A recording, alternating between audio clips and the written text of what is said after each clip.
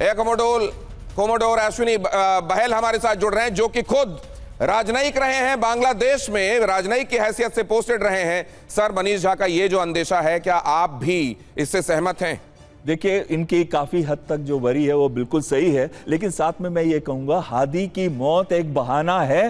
पाकिस्तान और चीन ने बांग्लादेश को जलाना है और यही चल रहा है। और ये स्ट्रैटेजी जो शुरू हुई थी, ये अभी की स्ट्रैटेजी इसमें बहुत सारे मुल्कों का जब ये नाम लिया जाता है, देखिए नेपाल के संदर्भ में भी इसी तरह से नाम लिए जा रहे थे, चाइना का भी नाम लिया जा रहा था, अमेरिकन डीप स्टेट का भी नाम लिया जा रहा था। यहां पर भी अमेरिकन डीप स्टेट की भी बात हो रही है, चाइना की भी बात हो रही है, पाकिस्तान की भी बात हो रही है। अगर एक को किसी को आपको इनसर्कल करना हो इस सब के लिए, तो किसका नाम लेंगे आप? देखिए, मैं पाकिस्तान का नाम बिल्कुल लूंगा, आईएसआई का लूंगा। और मेरे को 1 मिनट दीजिएगा इस बात के ऊपर। सबसे पहले देखिए, ये जो योजना थी, स्ट्रैटेजी थी पाकिस्तान और आईएसआई की, ये पहले शुरू हो गई थी हसीना के पद छोड़ने से पहले। जो जुलाई रेवोल्यूशन, उनको मौके की तलाश थी और मौका उनको अपॉर्चुनिटी मिल गई जब वो रिजर्वेशन की पॉलिसी की बात आई थी। और दूसरी बात यह है कि अगर आप उस समय से लेके अब तक देख लें, चाहे वो हादी ओस्मान है या कोई भी है, इनका एम क्या रहा है? सबसे पहले बांग्लादेश के लिबरेशन के जितने भी सिंबल्स हैं उनको डिस्ट्रॉय करना, यहां तक कि शेख मुजीबुर रहमान को भी। दूसरी, सोशल कोहेजन जो है बांग्लादेश के अंदर, उसको खत्म करना, हिंदुओं को टारगेट करना, और ये बहुत अच्छी तरीके से कर रहे हैं। और इसने हेल्प भी किया है एक एंटी इंडिया फीलिंग को जनरेट करने में, और वो एंटी इंडिया फीलिंग आज सारे बांग्लादेश के अंदर दिख रही है, जहां पे वो दिखा रहे हैं। हादी ओस्मान कौन था? ये वही इंसान है जिसने जेन जी को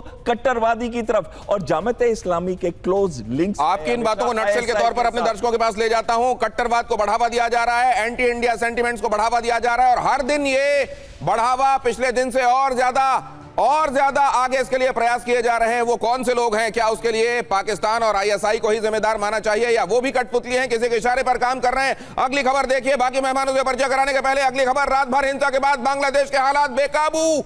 जुमे की नमाज के बाद ढाका में जुटे हजारों उपद्रवी, बेकाबू भीड़ लगा रही है भारत विरोधी नारे। ढाका समेत कई शहरों में हिंसा, यूनुस सरकार की सरपरस्ती में दंगाइयों का कहर। ये भीड़ देखिए जरा, ये भीड़ देखिए, ये नारे सुनिए, और वहां पर भीड़ के उन्माद को महसूस कीजिए।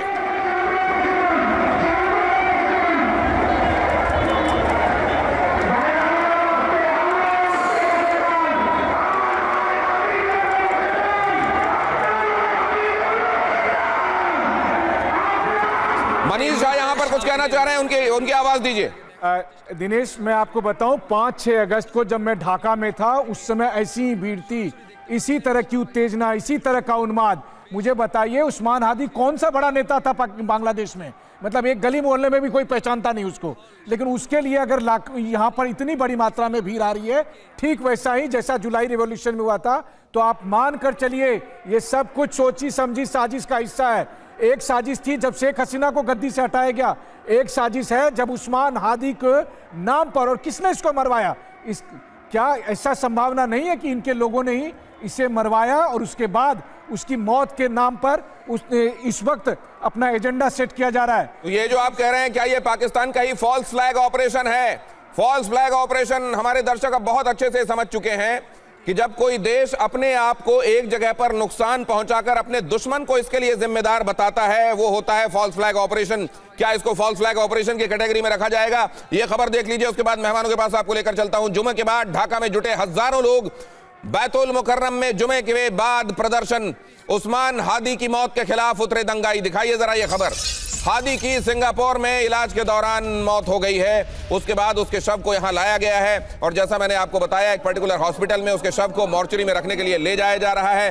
कल उसके शव के लास्ट राइट्स होंगे, और उस दौरान हालात के और बिगड़ जाने का अंदेशा, और मनीष झा इसको लेकर बार बार सतर्क कर रहे हैं। ये अंदेशा, हम यही चाहते हैं और यही प्रार्थना करते हैं कि अंदेशा निराधार साबित हो, लेकिन जिस तरह के इशारे वहां से आ रहे हैं, उससे ये अंदेशा लगातार हो रहा है। और जाहिर है, कोई भी दुर्घटना घटने से पहले केवल इशारे ही देती है, इस बात का कंफर्मेशन आपको अपने विवेक से करना पड़ता है कि यह हो सकता है, और उससे पहले हाई कमीशन को लेकर हमारे अधिकारियों और राजनयिकों को लेकर हमको कोई निर्णय लेना पड़ेगा। मनीष झा इस बात को लगातार कह रहे हैं, और वो तब कह रहे हैं जब वो बांग्लादेश के हालात कई बार जाकर वहां से रिपोर्टिंग करके भांप चुके हैं, इसलिए इस पर फौरन कान दिया जाना आवश्यक है।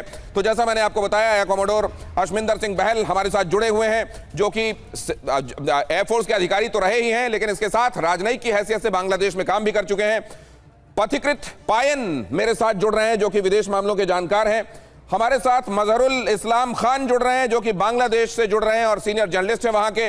और इसके अलावा जावेद गफ्फारी पाकिस्तान से हमारे साथ आज की शाम हमको ज्वाइन कर रहे हैं। आप सबका भी स्वागत करता हूं। लेकिन मजहरुल साहब, पहले आपके पास आना चाहता हूं, क्या आपको भी लग रहा है कि चीजें इतनी आउट ऑफ कंट्रोल वाकई कभी भी हो सकती हैं कि फिर वहां का सिस्टम, सेना, सब एक तरीके से उसके सामने बेबस दिखाई दें, और इसको लेकर कई इंस्टीट्यूशन को अब आगे प्रिएम्प्टिव कदम उठा लेना चाहिए वक्त को भांपते हुए?